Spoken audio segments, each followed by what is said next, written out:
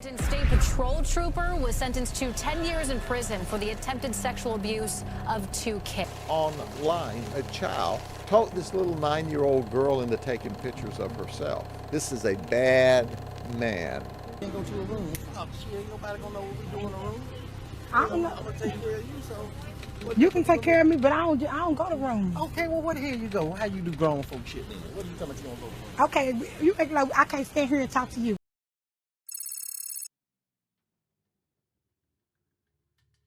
In August 2016, a police officer named Daryl Stasher from the Jackson Police Department gained widespread attention on social media, but unfortunately, it was for all the negative reasons.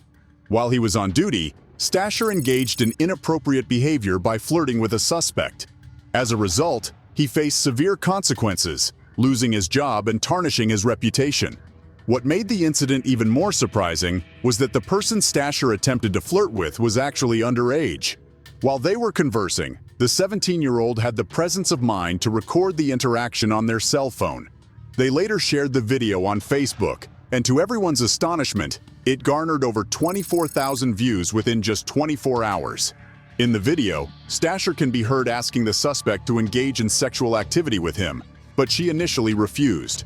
Undeterred by her rejection, the experienced police officer proceeded to ask if she was afraid of anyone.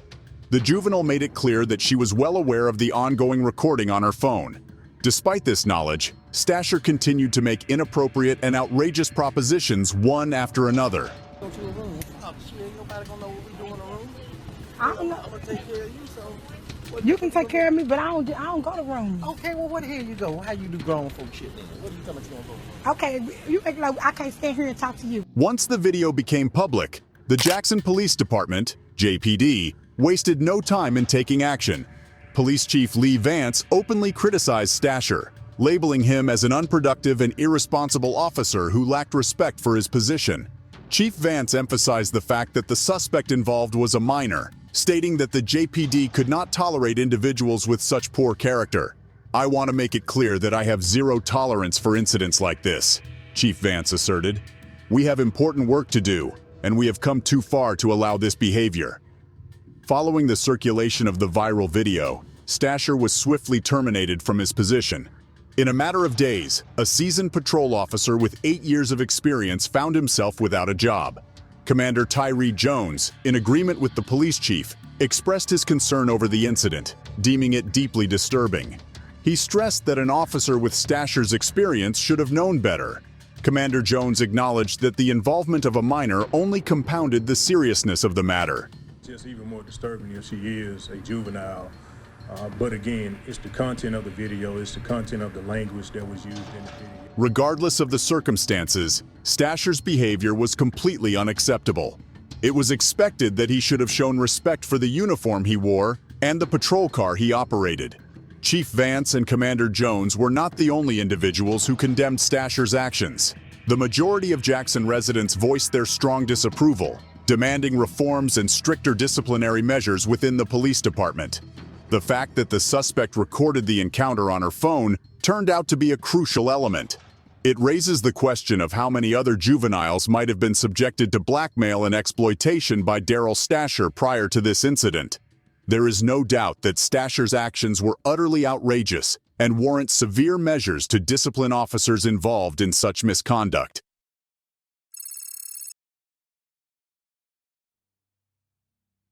In 2018, a Miami-Dade police lieutenant named Braulio Gonzalez was arrested for committing extremely disturbing offenses. The charges against him were particularly alarming, as they involved 7 counts of lewd and lascivious molestation of a child. On the wrong side of the law, accused of a despicable crime. This veteran officer allegedly fondled a little girl, and that child is no stranger. This story becomes even more heartbreaking when we learn that Gonzalez is accused of sexually abusing a young girl who was a relative of his. The abuse reportedly took place for a duration of 2 years. The victim showed immense courage when she confided in her psychologist on September 5, 2018. She revealed that Gonzalez had subjected her to inappropriate touching between the years 2011 and 2013. During an interview with a representative from the Florida Department of Children and Families, the victim shared that during the initial incident of molestation, Gonzalez held a gun to her head and made threats to harm her loved ones if she dared to report the abuse. This horrifying threat likely played a significant role in her reluctance to speak up earlier. Based on arrest warrants and court documents, it was revealed that Gonzalez had taken the victim to his bedroom and told him to lie down on his bed. He proceeded to play a movie and positioned himself next to him, initiating physical contact by rubbing his stomach and eventually engaging in inappropriate touching. Additionally, he forced the minor to touch his private parts. However, the disturbing events did not conclude there. So I am ordering you to stay away from the victim, okay? I'm contact with the victim. Yes, ma'am. 9 months after the initial charges were filed, another minor came forward with accusations against Gonzalez. According to court documents, the second victim claimed that Gonzalez had entered a bathroom and watched her shower when she was between the ages of 9 and 11. Police records also revealed that Gonzalez had allegedly assaulted other women prior to the charges that led to his conviction. Recently, 3 of his ex-girlfriends came forward, stating that they had suffered severe injuries as a result of Gonzalez's attacks. One of them had a broken nose, while another had a broken arm. Shockingly, 2 of the women also reported that Gonzalez had threatened them with a firearm. Prosecutor Natalie Snyder described him as a very violent and dangerous person. Despite the serious allegations, Gonzalez's lawyer was able to negotiate a deal that allowed him to await trial while under house arrest. Surprisingly, Miami-Dade police cleared Gonzalez of any wrongdoing and allowed him to keep his job. Furthermore, he continued to receive his salary funded by taxpayers even after his arrest, as his department opted to place him on paid leave. After a lengthy legal battle, Gonzalez was finally sentenced to life in prison in 2022 by Judge Miguel Delau. However, during the hearing, he displayed no remorse, refusing to apologize to his victims or address the court. Judge Delau acknowledged that there would be no closure for the victims, expressing hope that they would be able to overcome the trauma they had endured.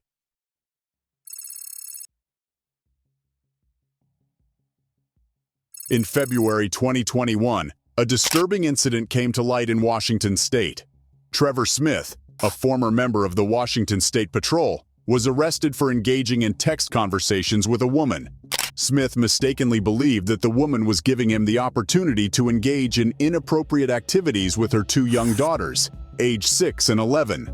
However, the truth is quite different. It was later revealed that the woman was an undercover police officer posing as a civilian, and she had children of her own. The entire scenario was a meticulously planned operation by law enforcement to apprehend individuals involved in illicit activities. Trooper was sentenced to 10 years in prison for the attempted sexual abuse of 2 kids. And the officer fell for the whole thing and the full made-up story. The story goes like this. Trevor Smith, a 30-year-old former member of the Washington State Patrol, fell into a trap set by an undercover officer as part of a sting operation conducted by the Seattle Police Department's Internet Crimes Against Children unit. The operation aimed to catch individuals involved in the sexual exploitation and abuse of minors. Smith mistakenly believed he was engaging in explicit conversations with a woman who was the mother of 2 young girls. Shockingly, he even offered her the opportunity to sexually abuse his own 9-month-old son. After exchanging messages with the undercover officer for several days, Smith arranged to meet her at a restaurant in Kirkland to discuss his planned abuse of her fictitious daughters. He then went to a nearby convenience store to purchase contraceptives. Smith proceeded to meet the woman at a hotel, expecting to find 2 young girls in her room. However, he was met by police officers who promptly arrested him. Smith admitted to having a sexual interest in children, but claimed he had never acted on it before this incident. Upon learning about the case, the Washington State Patrol removed Smith from his duties. His divorce proceedings had begun 4 years earlier, and his wife had obtained a temporary domestic violence protection order against him, keeping him at least 100 yards away from her and their child. Initially charged in King County Superior Court with 2 counts of attempted first-degree rape of a child, Smith's case was transferred to federal court in May 2021. He was released on bond until January 2023 and pleaded guilty in January to attempted enticement of a minor. Under federal sentencing guidelines, Smith could face 14 to 17.5 years in prison. However, both the prosecution and defense recommended a 10-year sentence due to Smith's acceptance of responsibility. In the U.S. District Court in Seattle, Judge John H. Chu sentenced Smith to 10 years in prison, followed by 15 years of supervised release. Additionally, Smith will be required to register as a sex offender upon his release, as stated by the Department of Justice.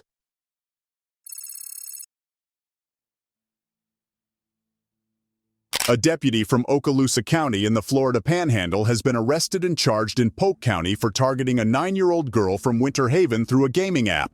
The deputy, Kansas Timothy Sadler Jr., was arrested after investigators discovered that he had exchanged explicit photos with the young girl. Online, a child talked this little 9-year-old girl into taking pictures of herself. This is a bad... It all began when the girl's mother discovered inappropriate content on her daughter's cell phone and promptly reported it to the police.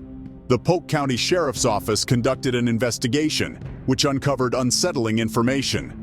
It was revealed that Sadler had been contacting the victim through a mobile game called The Wolf. In an appalling act, Sadler assumed different identities to manipulate the girl into sharing explicit photos of herself and arranging a sexual encounter.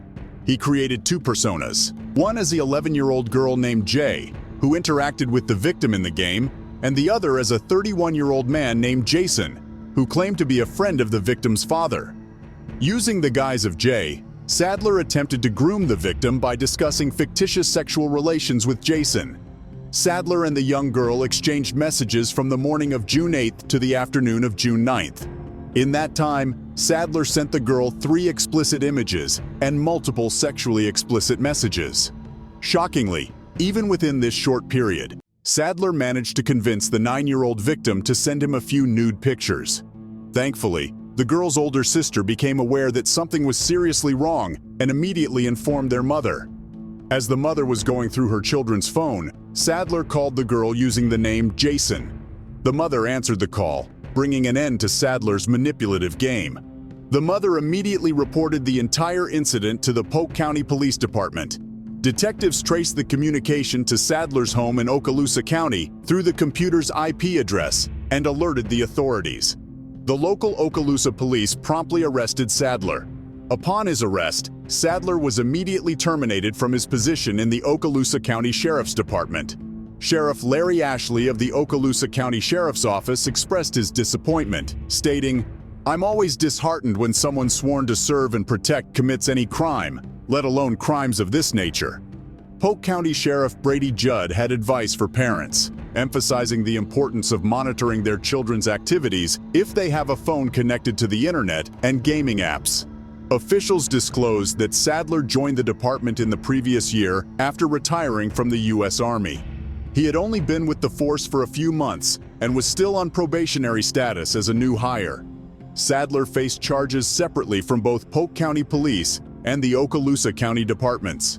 During the trial, Circuit Judge Michael Flowers found Sadler guilty on 5 counts of transmitting harmful material to minors, as well as 1 count each of using an electronic device to solicit sexual conduct with a minor while misrepresenting his age, and unlawful use of a communications device in the commission of a felony. As part of his punishment, Sadler will be required to wear a GPS monitor for 15 years while serving his sex offender probation. He will also carry the designation of a sexual offender for the remainder of his life.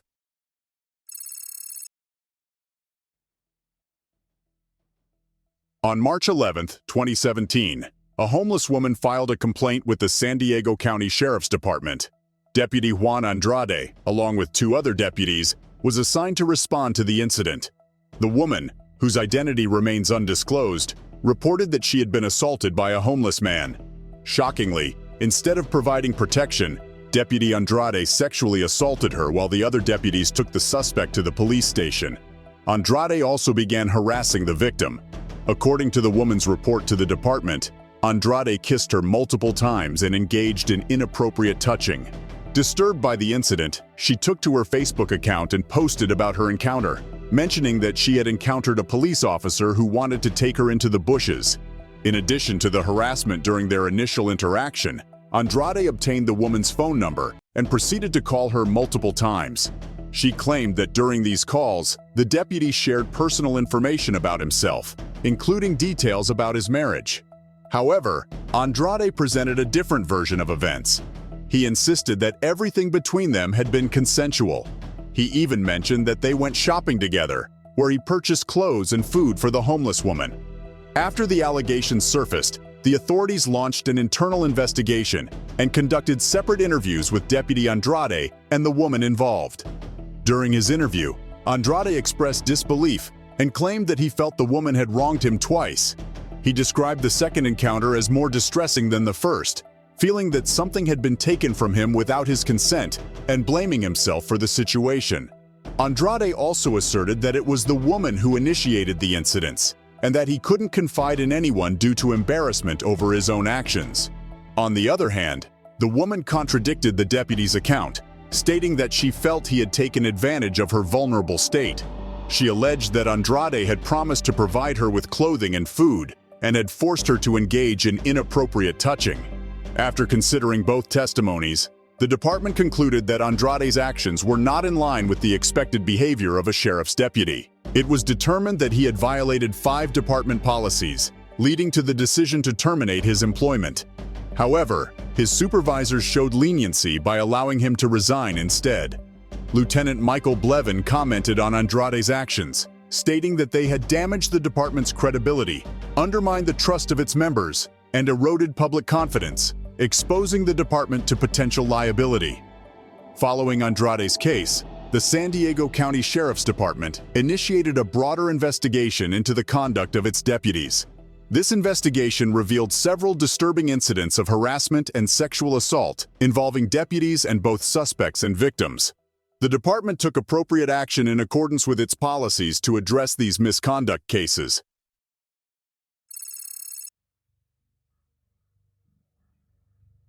During the transportation of a burglary suspect to the police station, a 30-year-old part-time police officer named Janine England and a 57-year-old police chief named Timothy Escola engaged in intimate activities while seated in the front seats of the vehicle.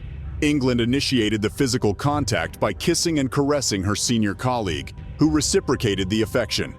Unbeknownst to them, their actions were being recorded by the dashcam throughout the incident, which took place while they were on duty in the middle of the road.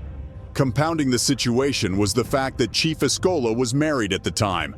Despite their ongoing behavior, Officer England periodically checked on the suspect to ensure he remained asleep.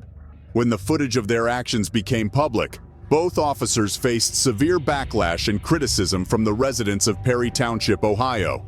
The community called for their termination due to their unprofessional and irresponsible conduct.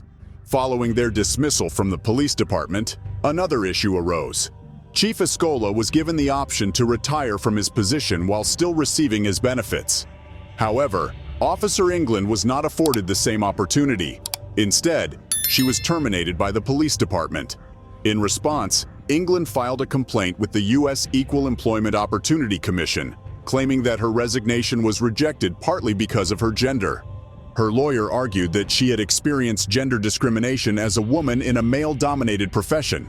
However, town officials disputed the claim of discrimination and maintained that both officers would have faced disciplinary action, but Chief Escola chose to resign voluntarily. After England filed a complaint, the focus shifted from the officers' actions to the debate over gender discrimination. Interestingly, Escola, despite being retired, came to England's defense. He argued that there were instances where male officers involved in more serious misconduct, such as stealing a taser or driving under the influence, were allowed to retire without facing consequences. Escola emphasized that he was never threatened with termination and was given the option to retire peacefully. In a positive turn of events for England, her efforts paid off as federal officials ruled that her termination was discriminatory and illegal. Regardless of opinions on the gender discrimination aspect of the case, it is astonishing that both officers were aware of being recorded and still engaged in such behavior while on duty. This raises concerns about how many times Escola and England may have engaged in similar actions without facing repercussions.